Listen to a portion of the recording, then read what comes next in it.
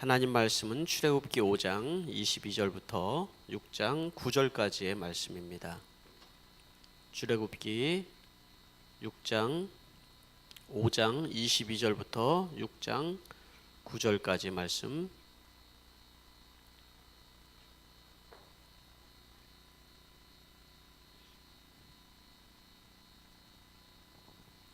세번역 성경으로 제가 한 절, 여러분들이 한 절 같이 교독하도록 하겠습니다. 출애굽기 5장 22절부터 봉독합니다. 이 말을 듣고서 모세는 주님께 돌아와서 호소하였다. 주님, 어찌하여 주님께서는 이 백성에게 이렇게 괴로움을 겪게 하십니까? 정말 왜 저를 이곳에 보내셨습니까? 제가 바로에게 가서 주님의 이름으로 말한 뒤로 그가 이 백성을 괴롭게 하고 있습니다. 그런데도 주님께서는 주님의 백성을 구하실 생각을 전혀 하지 않고 계십니다. 주님께서 모세에게 말씀하셨다. 이제 너는 내가 바로에게 하는 일을 보게 될 것이다. 틀림없이 그는 강한 손에 밀려서 그들을 내보내게 될 것이다. 강한 손에 밀려서야 그들을 이 땅에서 내쫓다시피 할 것이다. 하나님이 모세에게 이렇게 말씀하셨다. 나는 주다. 나는 아브라함과 이삭과 야곱에게 전능한 하나님으로 나타났으나 그들에게 나의 이름을 여호와로 알리지 않았다. 나는 또한 그들이 한동안 나그네로 몸부쳐 살던 가나안 땅을 그들에게 주기로 그들과 언약을 세웠는데 이제 나는 이집트 사람이 종으로 부리는 이스라엘 사람의 신음소리를 듣고 내가 세운 언약을 생각한다. 같이 읽겠습니다. 그러므로 너는 이스라엘 자손에게 말하여라. 나는 주다. 나는 이집트 사람들이 너희를 강제로 부리지 못하게 거기에서 너희를 이끌어내고 그 종살에서 너희를 건지시고 나의 발 펴서 큰 심판을 내리셔서 너희들을 구하여 내겠다. 아멘. 아멘. 오늘도 여러분들에게 큰 은혜가 있기를 바랍니다. 우리 오늘 윤영훈 목사님이 오늘 설교를 하고 저는 이제 ANW 오늘 설교를 하게 됩니다. 예, 여러분 많은 은혜가 있게 되길 바랍니다.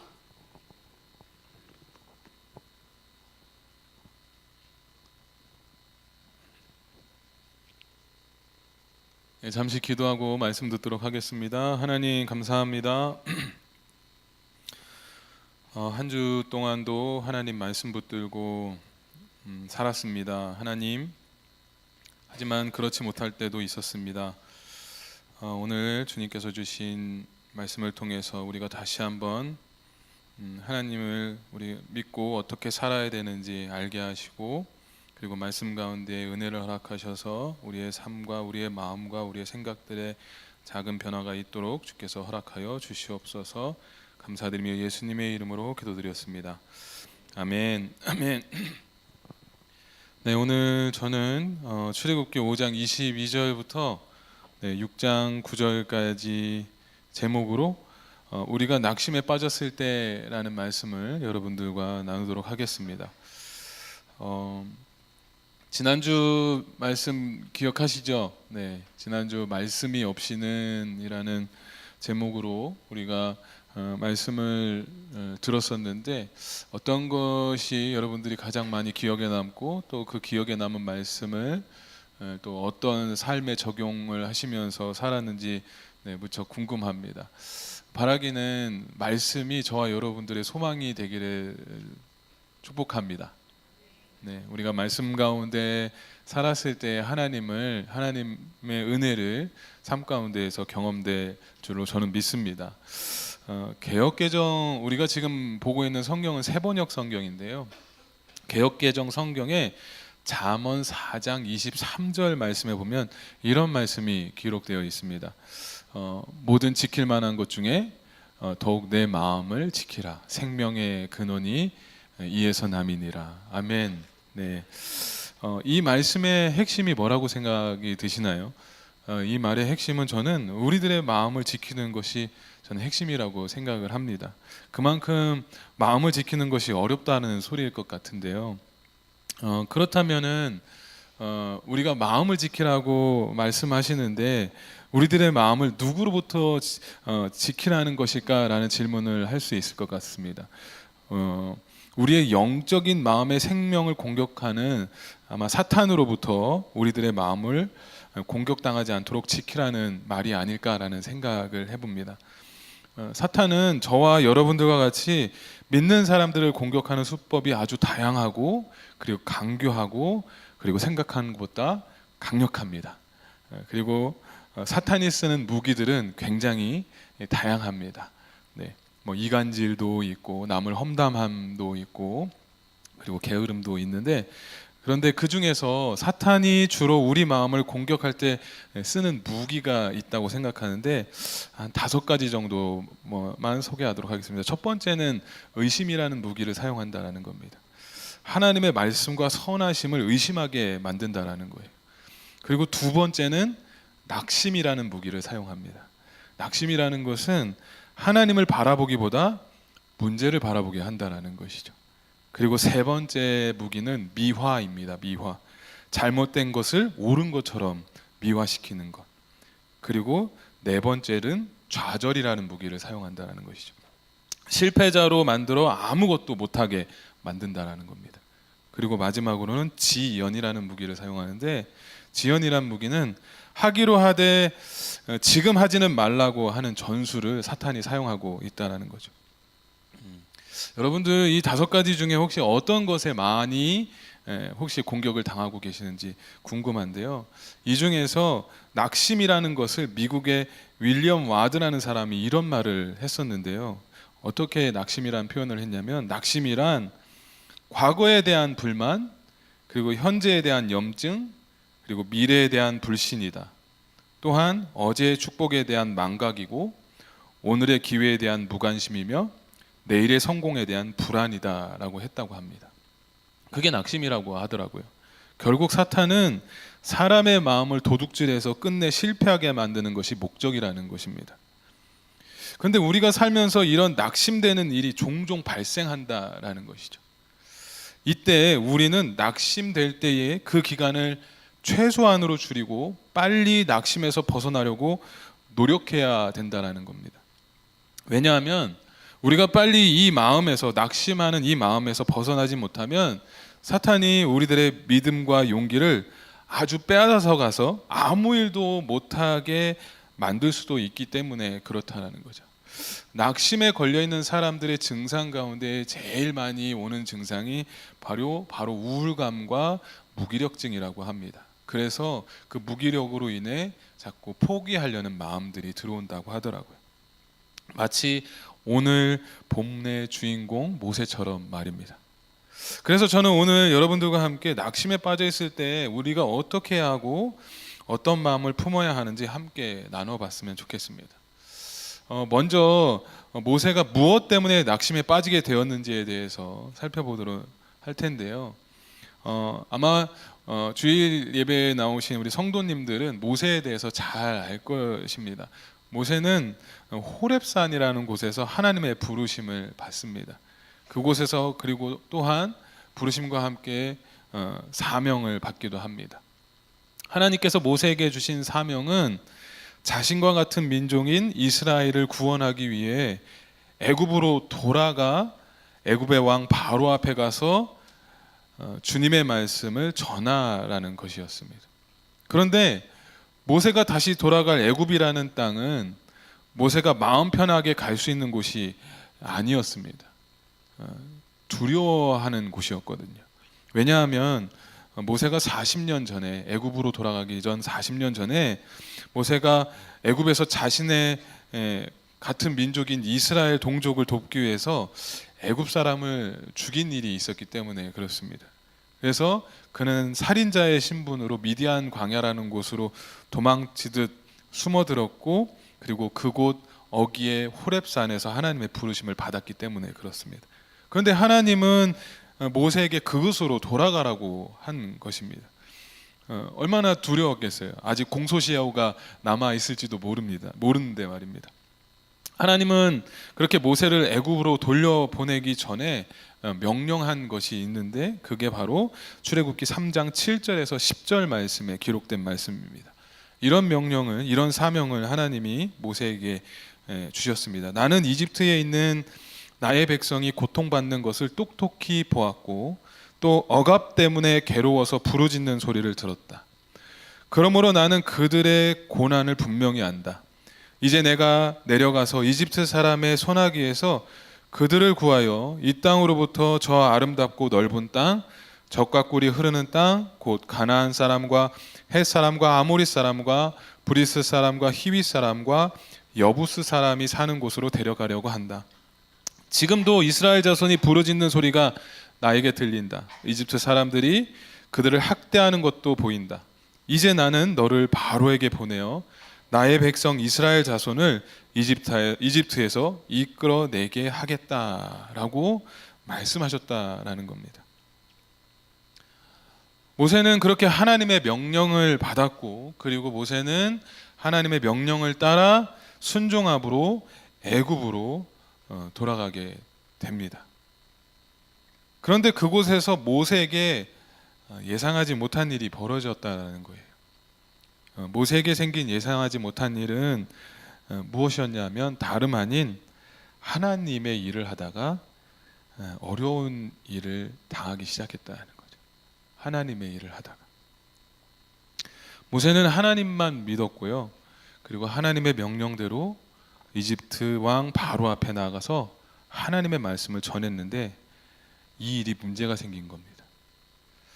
모세는 애굽으로 돌아가 바로 왕에게 찾아가서 하나님의 말씀을 전했습니다. 그런데 바로 왕은 하나님을 알지 못하는 왕이었어요. 그래서 바로 왕은 이스라엘 백성을 부리는 강제 노동 감독관들과 작업반장들에게 명령해서 이스라엘 백성들이 도망가지 않고 딴 생각하지 않도록 더 힘든 구역, 노역을 시키게 됩니다. 그래서 이스라엘 백성들의 일상을 완전히 무너뜨리게 했던 것이죠. 이게 화근이 됐던 겁니다. 모세의 하나님의 말을 전한 일이 화근이 됐던 거예요. 이스라엘 백성들은 자신을 돕기 위해 바로에게 찾아간 모세에게 자신들이 시키지도 않은 일을 했다고 하면서 모세를 원망하기 시작했던 겁니다. 출애굽기 5장 21절에 그들은 모세에게 이렇게 원망합니다. 주님께서 당신들을 내려다보시고 벌을 내리시면 좋겠소. 당신들 때문에 바로와 그의 신하들이 우리를 미워하고 있어. 당신들은 그들의 손에 우리를 죽일 수 있는 칼을 쥐어준 셈이요라고 말을 했더라는 것이죠. 모세는 백성들의 이와 같은 원망의 소리를 듣고 모세는 주님께 돌아와서 낙심하며 하나님께 기도한 겁니다. 기도를 시작합니다. 그게 22절 말씀인데, 주님 어찌하여 주님께서는 이 백성에게 이렇게 괴로움을 겪게 하십니까? 정말 왜 저를 이곳에 보내셨습니까? 라고 하나님 앞에 무릎을 꿇었다. 정말 왜 저를 이곳에 보내셨습니까? 라고 말입니다. 우리들도 이렇게 하나님의 일을 감당할 때 모세처럼 곤란하고 어려움을 겪을 때가 있죠. 그죠? 또 목장 사역을 하다가 또 직장에서 또 하나님을 전하다가 아마 이런 경험을 해보신 분들이 더러 계실 거라고 생각합니다. 주변에 힘든 사람을 믿음으로 도와주려고 했다가 더 상황이 안 좋아지고 하면서 불평불만을 털어놓는 사람들을 경험한 분들도 계실 것이고, 그리고 한 영혼을 구원하기 위해 하나님 말씀을 전하다가 그 가족들에게 무시와 학대를 받은 분들도 계실 겁니다. 뭐 예수님 무슨 예수 하면서 험한 소리도 들으신 분들도 있을 거라고 생각합니다. 그리고 한 영혼 살려보겠다고 밤이고 낮이고 수고하고 노력했는데 다시 돌아오는 것은 큰 절망뿐인 경험을 해보시는 분들도 아마 이곳에 많이 계실 거라고 생각합니다.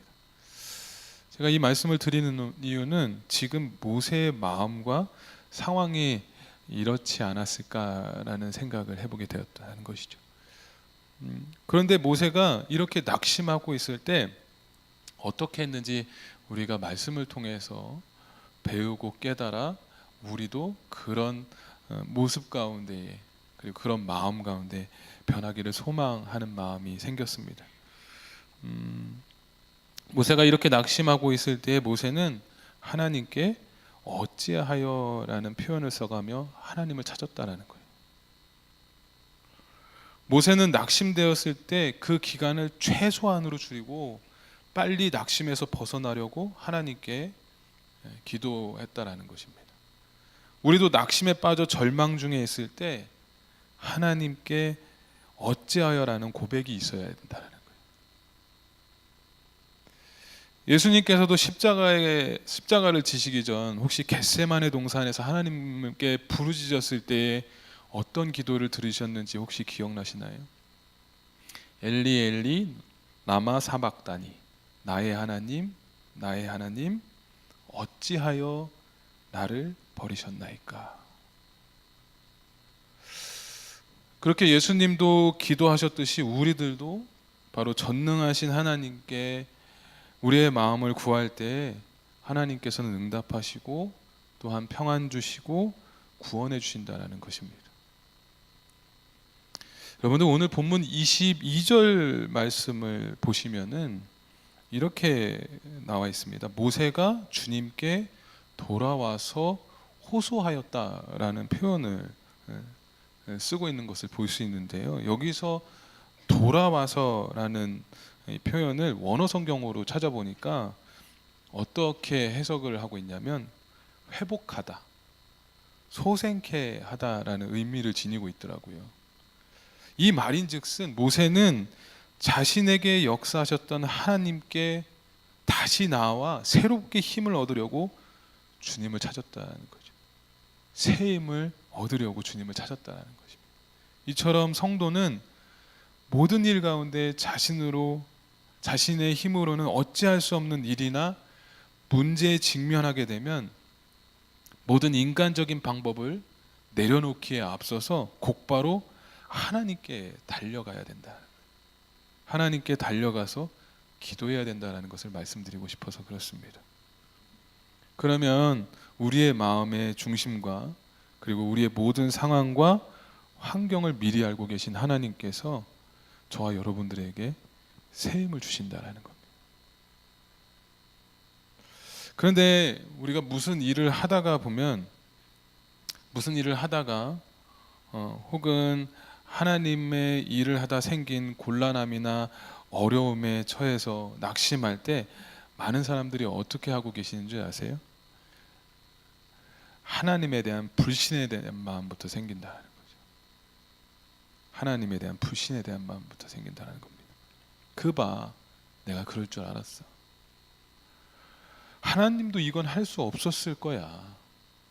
이건 원래부터 불가능한 일이야 하면서 하나님의 능력을 제한적으로 생각하고 그리고 스스로에게는 체념하게 만든다는 겁니다.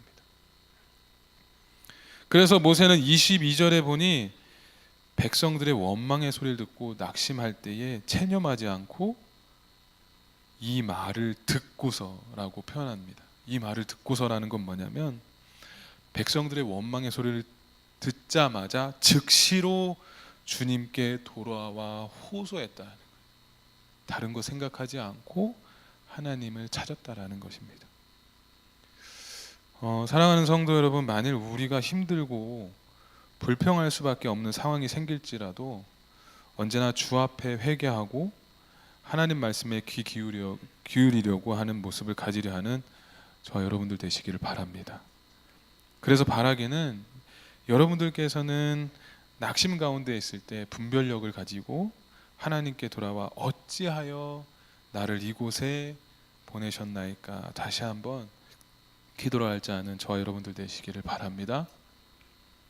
두 번째로, 낙심에 처해 있을 때일수록 우리는 언약의 말씀을 주신 하나님을 기억해야 된다. 서두에서 제가 미국의 윌리엄 와드라는 사람이 낙심이라는 것을 어떻게 말을 했는지 말씀을 드렸습니다. 윌리엄 와드는 과거에 대한 불만, 현재에 대한 염증, 미래에 대한 불신, 또한 어제의 축복에 대한 망각, 오늘의 기회에 대한 무관심, 내일 성공에 대한 불안이다라고 말을 했습니다. 모세는 자신을 원망하는 백성들을 보면서 지금 읽어드린 모든 것이 모세의 마음이었고 모세의 생각이었을 거라고 생각해요. 그래서 낙심에 빠진 모세는 하나님께서 호렙산에서 자신을 불러 사명을 주신 것부터 시작해서 하나님이 이스라엘을 반드시 구원하실 것이라는 것이 믿겨지지 않았을 겁니다. 그때에 하나님은 낙심하는 모세를 위로하시면서 이스라엘 백성에 대한 구원에 대한 약속을 다시 한번 말씀해 주셨다는 거예요. 하나님은 같은 말씀을 반복하십니다. 모세가 하나님께서 이미 하신 말씀을 정확하게 기억하고 굳건하게 붙들기를 원하고 계셨기 때문에 끊임없이 말씀을 반복해서 주셨던 겁니다. 하나님의 약속의 말씀을 의심하지 않기를 원하셨다는 거예요. 여러분, 우리가 매일 말씀을 묵상해야 하는 것도 이와 같다라고 저는 생각합니다. 약속의 말씀을 의심하거나 잊지 않고 늘 기억하고 말씀에 소망을 두며 살게 하시기 위해 강단에서 그리고 말씀에서 주야로 하나님의 말씀을 묵상하라 말씀하시고 계시는 듯합니다. 그리고 본문을 자세히 살펴보면 하나님은 모세에게 이스라엘의 구원에 대한 약속을 의심치 않게 하시기 위해 하나님 스스로를 약속의 보증인으로 세우셨다라는 것을 우리는 발견할 수 있어야 된다는 거예요. 나는 주다, 나는 여호와라 라고 말씀하십니다. 하나님은 이 말씀을 무려 이 짧은 구절에 5번이나 강조를 하고 계세요. 여러분들, 세상에서 보증하는 사람을 누구를 세우십니까? 약속을 지켜야 하는 사람보다 더 능력이 있고 재력이 있거나 보증을 세울 수 있는 사람만 서는 것이 보통인 겁니다. 그래서 하나님은 하나님보다 능력 있는 자는 세상에 없었기에 자신 스스로를 보증인으로 세우셨던 거예요. 그럼으로써 나는 주다라고 말씀하시면서 스스로를 보증인으로 세우셨다는 겁니다. 즉, 하나님은 하나님의 이름을 걸고 약속하셨다는 거예요. 이스라엘 백성들을 고통과 신음 가운데 내가 구원하겠다라고 자신을 보증 세워 약속하셨다는 것입니다. 하나님께서 이스라엘 백성들에게 약속하신 그 약속이 무엇이었죠? 6절에서 8절 말씀에 하나님은 이렇게 약속하고 계셨습니다. 나는 이집트 사람들이 너희를 강제로 부리지 못하게 거기에서 너희를 이끌어내고 그 종살이에서 너희를 건지고 나의 팔을 펴서 큰 심판을 내리면서 너희를 구하여 내겠다. 그래서 너희를 나의 백성으로 삼고 나는 너희의 하나님이 될 것이다. 그러면 너희는 내가 주 곧 너희를 이집트 사람의 강제 노동에서 이끌어낸 너희의 하나님임을 알게 될 것이다. 내가 아브라함과 이삭과 야곱에게 주기로 손을 들어 맹세한 그 땅으로 너희를 데리고 가서 그 땅을 너희에게 주어 너희의 소유가 되게 하겠다. 나는 주다라고 약속하셨다는 겁니다. 하나님께서 이스라엘 백성을 구원하시는 일은 즉흥적으로 하신 일이 결코 아니었다는 것입니다. 하나님은 오래적부터 아브라함과 이삭과 야곱 그들의 조상들에게 주신 약속이었고 그들에게 주신 약속들을 지켜나가는 과정임을 알려주신 거는 거죠. 그리고 그 약속을 이루어 애굽에서 구원하시고 약속의 땅을 주시겠다고 말씀하고 계신 거라는 것입니다. 사랑하는 성도 여러분, 창조주 하나님께서 맹세하신 약속은 결코 변함이 없으시며 반드시 이루어질 것임을 우리는 알아야 됩니다. 하나님은 지금 이 순간에도 약속하신 말씀을 이루어 가고 계신 분임을 우리가 믿어야 된다는 겁니다. 그런데 안타깝게도 오늘 9절 말씀에 보니까 모세가 이스라엘 자손에게 이와 같이 전하였으나 그들은 무거운 노동에 지치고 기가 죽어서 모세의 말을 들으려고 하지 않았다라고 기록하고 있다는 거예요. 안타깝게도 하나님의 말씀을 모세가 전했음에도 불구하고 이스라엘 백성들은 듣지 않았다라는 겁니다. 어쩌면 오늘 우리들의 마음 상태가 이런 상태에 있을지도 모르겠다라는 거예요. 삶의 일상이 너무 힘들고 지쳐서 하나님의 말씀을 듣고서도 냉담하게 반응하고 믿음 없는 모습으로 살고 있지 않은지 우리가 말씀을 거울 삼아 봐야 된다는 겁니다. 사실 이스라엘 백성들은요, 모세의 말을 듣지 않은 것이 아니었어요. 이스라엘 백성들은 하나님의 말씀을 거부한 겁니다. 마음이 상했을 때에 하나님의 말씀이 기억나고 들리기 쉽지 않은 것은 사실입니다. 삶이 고단하면 하나님의 말씀에 귀를 기울이기보다는 도리어 하나님께 원망하기가 쉽다는 것도 잘 압니다. 그러나 이런 모든 상황 가운데서도 주님을 끝까지 바라보며 포기하지 않고 인내하는 것이 구원을 이루는 길임을 우리는 기억해야 된다는 것입니다. 이것이 바로 하나님을 경외하는 것이고 이것이 바로 믿음이라는 거예요. 저는 오늘 이 본문 말씀이 지난 화요일에 함께 새벽기도 때 나눈 그런 말씀 묵상 내용이었습니다. 이 말씀이 저에게는 소망으로 다가왔어요. 낙심하고 절망 가운데 있을 때에 내가 그 하나님이 주신 그 약속의 말씀을 끝까지 붙들고 그 말씀을 기억하며 나아갔을 때 하나님께서는 나를 반드시 구원해 주시고 나를 회복시켜 줄 거다라는 마음 가운데 이번 주엔 참 기쁨으로 살아냈던 것 같습니다. 바라기는 저와 여러분들 모두에게 이런 은혜가 이번 주에도 있기를 소망합니다. 말씀을 정리하겠습니다. 오늘 이 땅에 여러 가지 어려움을 당하고 그리고 고난 가운데 고통 가운데 낙심하고 있을지라도 때로는 주의 일을 하다가 큰 고통을 당할지라도 더욱 믿음으로 하나님께 나아가시길 바랍니다. 오늘도 낙심되었을 때 주께 들어 하나님께 어찌하여 하고 고백하시며 기도하셨으면 좋겠습니다. 그리고 하나님의 약속의 말씀을 기억하고 신뢰함으로 구원함을 얻는 저와 여러분들 모두 될 수 있게 되기를 주님의 이름으로 축원드립니다. 말씀 한 구절 읽고 마치고 싶습니다. 그 말씀은 갈라디아서 6장 9절 말씀인데요. 선한 일을 하다가 낙심하지 맙시다. 지쳐서 넘어지지 아니하면 때가 이를 때에 거두게 될 것입니다. 바라기는 저 여러분들 모두에게 이 말씀이 이번 한 주의 삶의 모습이 되어 정말 평안과 구원과 희망을 얻는 그런 귀한 한 주 되기를 주님의 이름으로 축원드리겠습니다. 우리 시간에 잠시 기도하는 시간 가졌으면 좋겠습니다.